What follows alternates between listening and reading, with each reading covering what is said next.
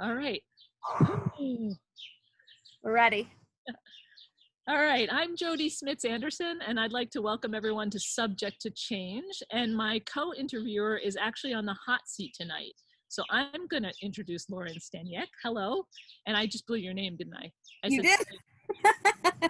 Staniec. Staniec.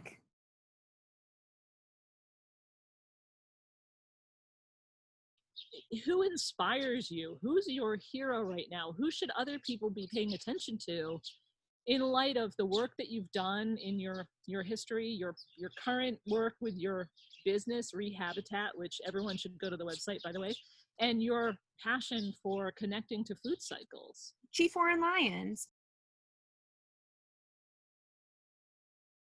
I think the whole reason why I look at sustainability as being so interconnected is because my professor at RIT asked me to join an independent study where she sat us down and she gave us this article, and I want to say it was a really old New York Times article from the early 90s.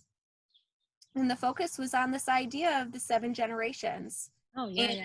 Explaining to people why that's so important. And so I think it's really important, especially as our population continues to grow and there's more of us everywhere, that we're really considerate of each other and of resources for one another. And I guess I see that not just being a built environment thing, but food and water and air quality and beyond.